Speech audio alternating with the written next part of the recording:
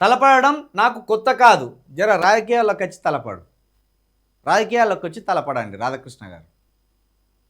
రాధాకృష్ణ గారి మీద ఒక యూట్యూబ్లో ఒక సిరీస్ చేస్తాను.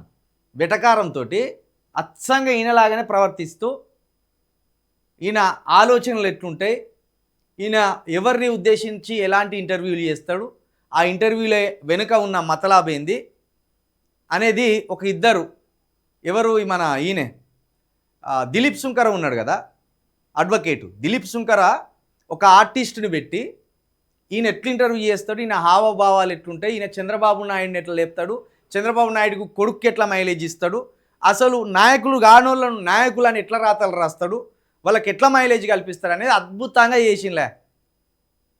ఒక 10 ఎపిసోడ్స్ చేసిండ్రు, చాలా సూపర్ చేసిండ్రు. దిలీప్ సుంకర కూడా ఆయన మామూలుగానే వాళ్ళు గోదావరి జిల్లాలో కాబట్టి వాళ్ళకు వెటకారం ఉంటుంది వాళ్ళ మాటలల్లో. ఆయన అద్భుతంగా ఇంటర్వ్యూ పేరుతోటి ఎపిసోడ్స్ చేసిన కొన్ని. అందులో రాధాకృష్ణ గారి కుట్రలు అణువున చాలా అద్భుతంగా సున్నితంగా విమర్శిస్తూ చేసిండు. అది చూడండి, యూట్యూబ్లో దొరుకుతుంది. దిలీప్ సుంకర గారి యూట్యూబ్లో ఉంటుంది, అది చూడండి. చంద్రబాబు నాయుడు లీడర్ కాకపోయినా ఎంత జాకిలు పెట్టి బలవంతంగా ప్రజల మీద రుద్దాలో ఎట్లా రుద్దిండో చెప్పిండు. ఇక ఇప్పుడు చంద్రబాబు నాయుడు గారి కొడుకు లోకేష్ని గ్లోబల్ నాయకుడిగా తీర్చిదిద్దడానికి ఎట్లా కంకణం కట్టుకొని ఆయన మీద ఎట్లా రాతలు రాస్తూ ఆయన ఎట్లా పొగుడుతున్నాడు అనేది కూడా ఆ వీడియోలో అద్భుతంగా నటించి చూపించిండు. తలపడడం నాకు కొత్త కాదు. ఎట్లా ఈ దుర్మార్గమైన రాతలు రాసుకుంటా, కుట్రపూరితమైన రాతలు రాసుకుంటా ఒక్క వ్యక్తినే టార్గెట్ చేసి, అది కూడా జగన్మోహన్ రెడ్డి అనే ఒక వ్యక్తిని టార్గెట్ చేసి తలపడమా? బూతు భాషకు అలవాటు పడిన వారికి అన్ని బూతులుగానే కనిపిస్తాయి.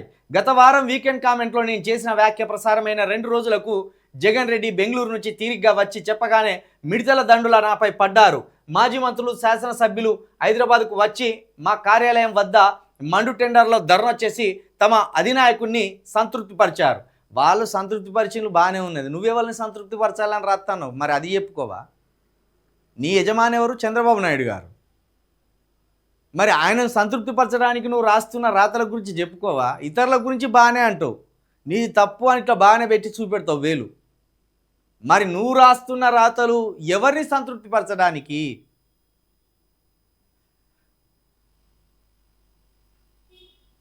ఆంధ్రజ్యోతి సంస్థల దాదాపు 25 ఏళ్ల ప్రస్థానంలో మా దమ్ము ధైర్యాన్ని అనేక మార్లు ప్రదర్శించే అవకాశం వచ్చింది.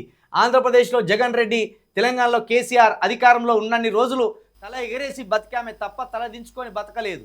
సరే, జగన్మోహన్ రెడ్డి గారిని ఎదిరిస్తూ వార్తలు రాసినావు, కేసీఆర్ గారిని ఎదిరిస్తూ వార్తలు రాసినావు, బాగుంది. మరి చంద్రబాబు నాయుడు గారిని ఎదిరించి వార్తలు ఎందుకు రాయత్తలేదా నీకు? చంద్రబాబు నాయుడు గారి దగ్గరికి వచ్చాక నీ పెన్ను పనిచేయదా? ఇంకు అయిపోయిందా? లేకపోతే ధైర్యం ఉడిగిపోయిందా? లేకపోతే గుండె పోయి మోకాళ్ళకు జారిందా? ఒక చంద్రబాబు నాయుడు మీద రాయాలంటే మాత్రం పెన్ను కదలదు. జగన్మోహన్ రెడ్డి గారి గురించి, కేసీఆర్ గారి గురించి మస్తు రాసుకున్నావు. మరి ఇక్కడ చంద్రబాబు నాయుడు పేరు ఎందుకో కలపలేదు? చంద్రబాబు నాయుడు అరాచకాలను, అన్యాయాలను కూడా ఎదిరించి రాసినాం అని ఏనాడు రాయలేదే ఇక్కడ? ఏపీలో మహిళలంటే కనీస గౌరవం లేని వాళ్ళు ఎవరైనా ఉన్నారా అంటే జగన్ అండ్ కోలోనే కనిపిస్తారు. వారి మాటల్లో, చేతల్లో మేల్ షోవినిజం కనిపిస్తూనే ఉంటుంది. జగన్ తల్లి విజయమ్మ, చెల్లి షర్మిలతో విభేదాలు వచ్చినప్పుడు ఈ మూక అంతా కట్టగట్టుకొని రాజశేఖర రెడ్డి భార్యను, కూతుర్ని ఎంత అవమానించిందో చూసాం. లక్ష్మీపార్వతి గారిని ఎంత అవమానించును? చంద్రబాబు నాయుడు గారు లక్ష్మీపార్వతి గారిని అవమానించింది మీకు గుర్తుకొస్తలేదా? చంద్రబాబు నాయుడును మోయడానికి ఎన్ని రాతలన్నా రాత్తరిగా. అసలు ఈ పేపర్ చదవకపోవడమే మంచిది. ఏదన్నా ఒక మంచి వార్త రాత్తరేమో అని తీసుకుంటే ఏది లేదు. మొత్తం కాంగ్రెస్ ప్రభుత్వాన్ని భుజాల మీద ఎత్తుకొని ఈ 33 జిల్లాల్లో ఉరకడానికి మాత్రమే ఆంధ్రజ్యోతి పేపర్ పెట్టుకున్నట్టు అర్థమవుతుంది.